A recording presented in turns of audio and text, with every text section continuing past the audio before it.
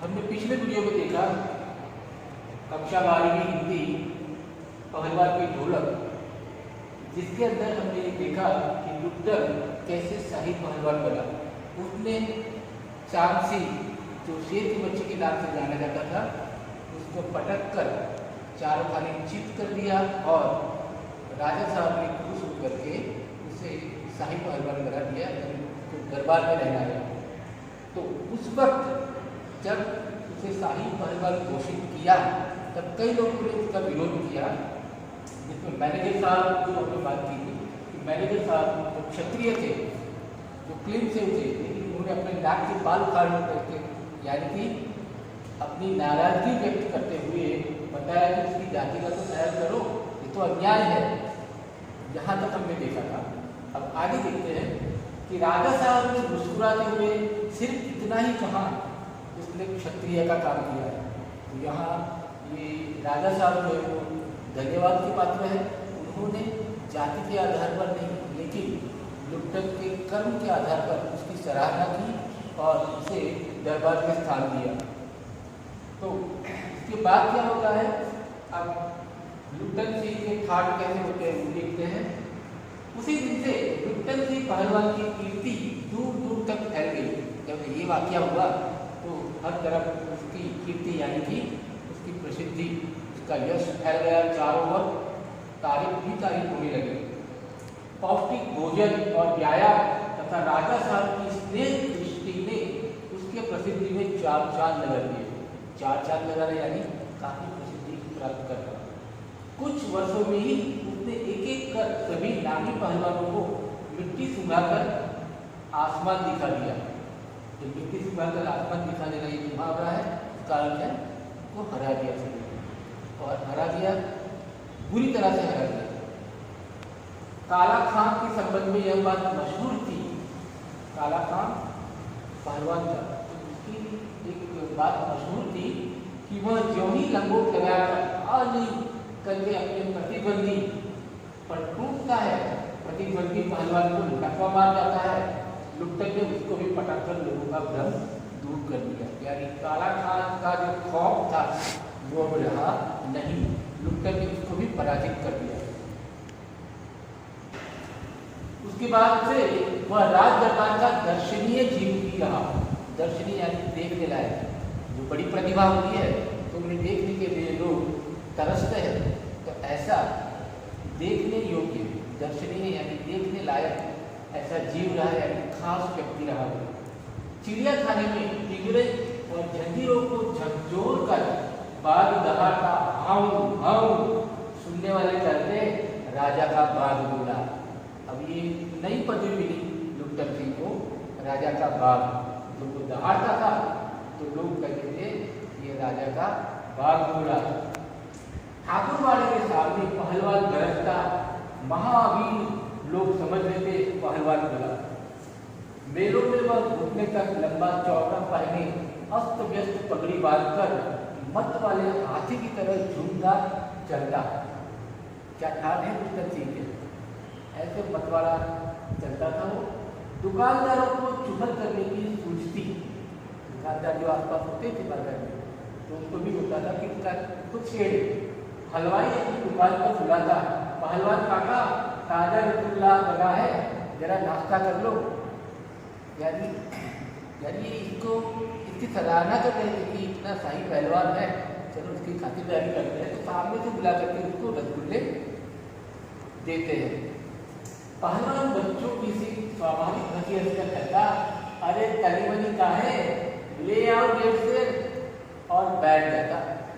यानी तली बनी मतलब कि तोड़ बोल करके नहीं, ऐसे डेढ़ से ले आओ ज़्यादा, क्योंकि पहलवान खाने वाला है, तो ऐसा करके बच्चे की तरह हंस करके मांगता और फिर खाने बैठ जाता। दो से रसगुल्ला को उदरस्थ, उदर यानी पेट, अस्त यानी उतारना, तो दो सेर यानी 1 किलो रसगुल्ले को पेट में डालकर मुंह में 8-10 पान की गिलोरिया ठूस, ठुड्डी को पान के रस से लाल करते हुए अपनी चाल से मेले में ढूंढता। मेले से दरबार लौटने के समय उसकी अजीब हुलिया रहती। दिखावा कैसा होता था? आंखों पर रंगीन अरबक का चश्मा, हाथ में खिलौनों को नचाता और मुंह से पीतल की सीटी बजाता हंसता हुआ वह वापस जाता।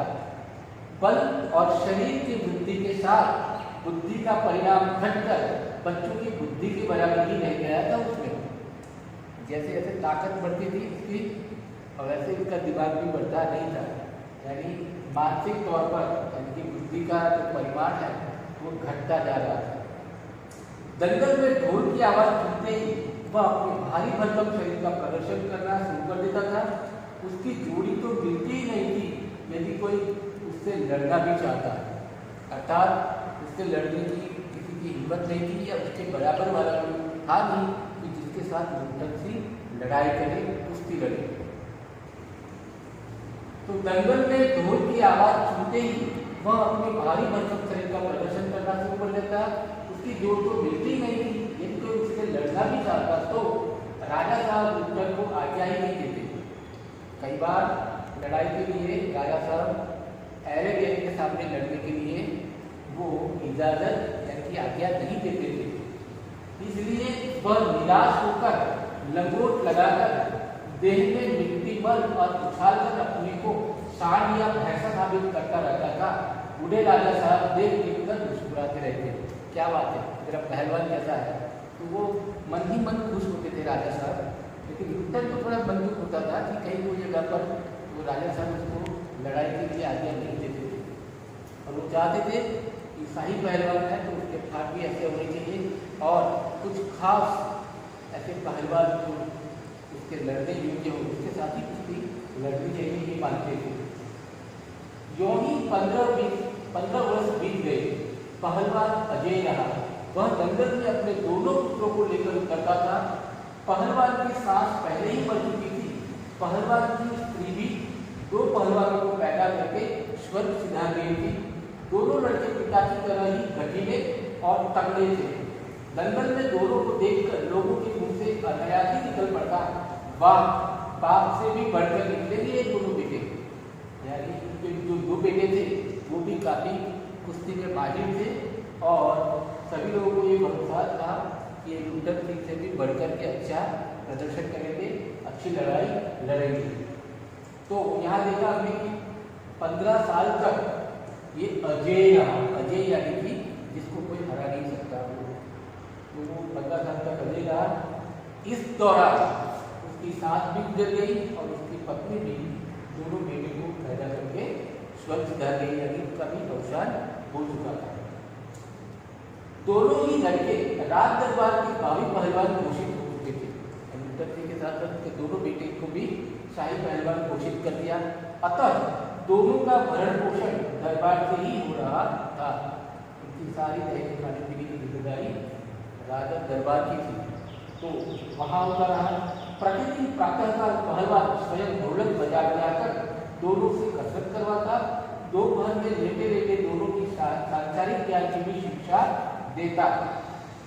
कैसे देता? समझे ढोलक की आवाज पर पूरा ध्यान देना, हाँ मेरा गुरु कोई पहलवान नहीं है। अर्थात अपना जो ज्ञान है वो अपने दोनों बेटों को बांट रहे कि अपना अनुभव का ज्ञान, जिसमें उन्होंने ढोलक को अपना गुरु माना था, तो बच्चों को भी वो सिखा रहा है कि ये मेरा कोई पहलवान गुरु नहीं है, लेकिन ये ढोलक है वही मेरा गुरु है। इस तरह से अपने बच्चों को समझाता है। तो मेरा गुरु कोई पहलवान और कोई नहीं, ये ढोलक है, यही ढोल है, समझे। ढोल की आवाज के प्रताप से ही मैं पहलवान हुआ। दंगल में उतरकर सबसे पहले ढोलों को प्रणाम करना, समझे। ऐसी ही बहुत सी बातें वह कहा करता है। फिर मालिक को कैसे खुश रखा जाता है, कब कैसा व्यवहार करना चाहिए आदि की शिक्षा वह नित्य यानी हर रोज दिया करता था। तो लुट्टन सिंह अपने दोनों बेटे को कसरत तो सिखाता था, कुश्ती लड़ना भी सिखाता था, लेकिन साथ में ढोलक को एक सम्मान दे करके कुश्ती किस तरह से लड़ी जाती है और अपने मालिक को किस तरह से खुश रखना चाहिए, ये सब नीति व्यवहार जो है उसकी शिक्षा अपने बेटे को देखता था। अब देखते हैं कि व्यवस्था में परिवर्तन आने से क्या होता है। न्यूटन जी का ठान हमने देखा, अब व्यवस्था परिवर्तन से क्या होता है। तो पहली बात की थी कि ये पाठ का जो अहम जो हिस्सा है वो ये है कि सत्ता परिवर्तन आने से या व्यवस्था में परिवर्तन आने से जो लोक कला है और कलाकार है उनके जीवन में किस तरह के मोड़ आते हैं वो यहाँ देखेंगे। अभी तक हमने देखा कि न्यूटन जो है अपने दोनों बेटे को पसंद सिखाया जाता है, कुश्ती कैसे लड़ी जाती है, कैसे पानी को किस रखा जाता है, लेकिन ये सब जो उसने शिक्षा दी वो धरी की धरी रह जाती है। कब? जब व्यवस्था में परिवर्तन होता है देखते हैं। किंतु उसके शिक्षा दीक्षा सब किए कराए पर एक दिन पानी पी गया। वृद्ध राजा स्वयं सिधार गए का अवसर हुई। नए राजकुमार ने विलायत से आते ही राज्य को अपने हाथ में ले लिया। राजा साहब के समय शिथिलता आ गई थी, शिथिलता यानी स्टैग्नेशन। राजकुमार के आते ही दूर हो गई। बहुत से परिवर्तन हुए। उन्हीं परिवर्तनों की चपेटाघात में पड़ा पहलवान भी दंगल का स्थान घोड़े की रेस में लिया। यहाँ राजा साहब के समय में शिथिलता थी, मतलब कोई नयापन नहीं था। तो पुरानी व्यवस्था जो थी जैसा कैसे वो चल रहा था, कुछ नया कोई चेंजेस नहीं हो रहे थे। पर ये राजकुमार के आते ही सब नए परिवर्तन होने लगे, जिसमें ये परिवर्तन की चपेटाघात में यानी उसी मुद्दे के अंदर परिवर्तन सब होते थे, उसी के अंदर उसी के आघात में क्या हुआ, पहलवान को भी भुगतना पड़ा। क्या हुआ कि दंगल का जो शौक था राजा को, लेकिन ये राजकुमार को नहीं था, इसलिए क्या हुआ, दंगल का स्थान किसने ले लिया, घोड़ा रेस में, घोड़े की रेस में स्थान ले लिया। तो अब क्या होता है, न्यूटन का पहलवान तथा दोनों भाई पहलवानों को यानी न्यूटन के दोनों बेटे को दैनिक भोजन में सुनते ही राजकुमार ने कहा टेरिबल, यानी जब राजकुमार ने देखा कि ये न्यूटन पहलवान और उनके दोनों बेटे का रोज का खाने का खर्चा कितना है, ये देख करके ही वो बोले अरे ये तो बहुत खतरनाक है, बहुत टेरिबल है।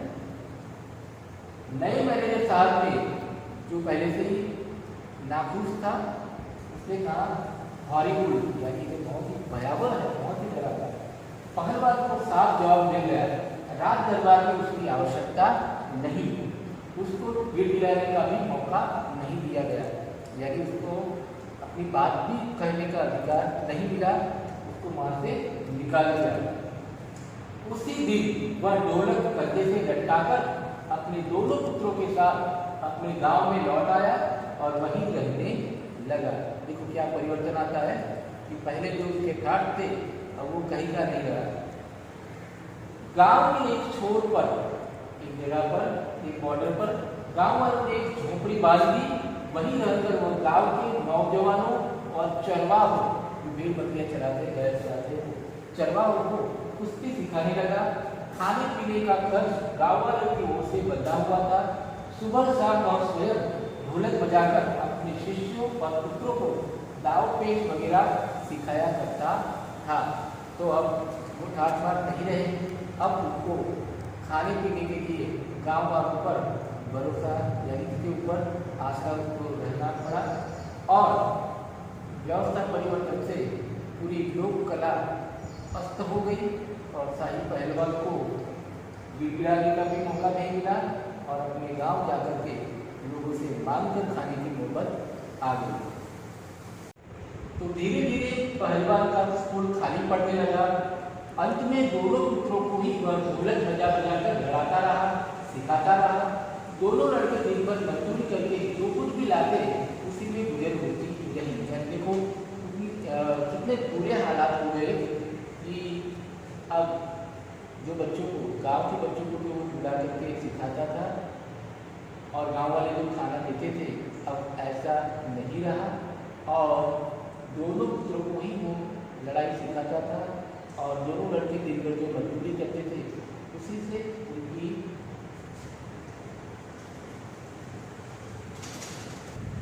तो उसी से उनकी गुजर होती रही। जो भी मजदूरी करते थे उससे जो भी मिलता था वो खाते थे। अब पूरा गांव का वातावरण बताया कि क्या हालत हुई और कैसे इस गांव में महामारी अकस्मात यानी अचानक ही गांव पर वज्रपात हुआ है। वज्रपात होने का भारी संकट हो रहा है। पहले अनावृष्टि, फिर अन्न की कमी, तब मलेरिया और हैजे ने मिलकर गांव को भूनना शुरू कर दिया। कैसा भारी संकट आया कि अनावृष्टि हुई है, अकाल, जहाँ खाना पानी चारा कुछ भी नहीं, और ऐसे में अन्न की कमी, और ऐसे में भी मलेरिया और हैजा, दो बीमारियों ने मिलकर के क्या किया, गांव को भूनना शुरू कर दिया, अर्थात गांव वालों को मारना शुरू कर दिया। गांव प्रायः सूना हो चला था, सन्नाटा छाया हुआ था, घर के घर खाली पड़ गए थे। रोज 2-3 लाशें उठने लगी, लोगों में खलबली मची हुई थी। दिन में तो कलरव, हाहाकार तथा हृदय विदारक के बावजूद भी लोगों के चेहरे पर कुछ प्रभा दृष्टिगोचर होती थी। शायद सूर्य के प्रकाश में सूर्योदय होते ही लोग कांपते कूदते कराते अपने घरों से बाहर निकलकर अपने पड़ोसियों और आत्मीयों को ढाढ़स देते थे। क्या ढाढ़स देना है? सांत्वना देना, रिलैक्सेशन, सिंपैथी देना। क्या कि अरे क्या करोगी होकर दुल्हन, जो गया सब तो चला गया, वह तुम्हारा नहीं था, वह जो है उसको तो देखो, यानी अपने बच्चों को तो देखो, रो मत। तो घर के घर खाली हो रहे थे, और दिन में बताया, दिन में तो क्या होता था कि थोड़ी बहुत प्रभा, थोड़ा बहुत तेज या थोड़ी बहुत आशा उनके चेहरे पर दृष्टिगोचर होती थी, यानी कि दिखाई देती थी। इतना हाहाकार और हृदय विदारक रुदन होता था। बीपी हाहाकार यानी रुदन में जब अपने कोई अपना सगा नहीं है, अगर कोई गुजर जाता है तो हम जो विलाप करते हैं, रोते हैं, हृदय विदारक रुदन यानी हृदय को हिला देने वाला ऐसा रुदन सब रोते थे, ये दिन में होता था। और क्या होता था, लोग अपने फूकते कांपते रोते रोते अपने घरों से बाहर निकलकर अपने पड़ोसियों और आत्मीयों यानी संबंधियों को ये सांत्वना देते थे कि अब क्या करोगे होकर के, जो चला गया वो तो गया, अब जो है उसको संभालो, उसकी ओर देखो, यानी बच्चों की ओर देख करके थोड़ा साथ हो जाओ। भैया घर में मुर्दा रख के कब तक रहोगे? कफन की क्या जरूरत है? दे आओ नदी में। यानी यहाँ पर लोगों के पास पैसा भी नहीं था, कफन की भी कमी थी, मुर्दा को कब तक रखोगे और नदी में बहा दिया हो। तो ये हालात इतने दर्दनाक हालात थे इस गाँव के कि जहाँ लोग कौन किससे क्या कहें समझ भी नहीं आ रहा है कि किसको साथ रखे, क्योंकि हर तरफ रुदन है, विलाप है और निराशा ही निराशा है।